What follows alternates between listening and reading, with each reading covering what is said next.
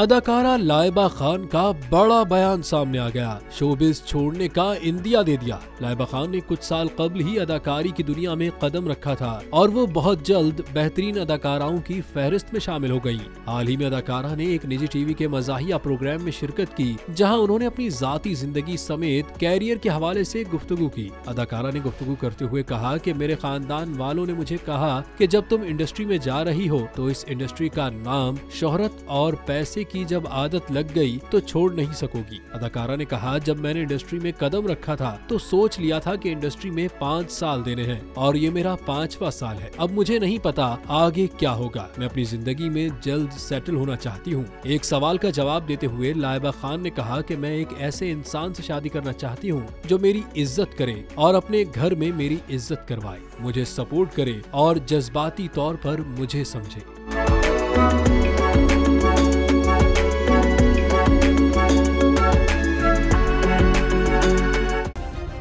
Subscribe करें और bell दबाएं ताकि कोई खबर रह न जाए।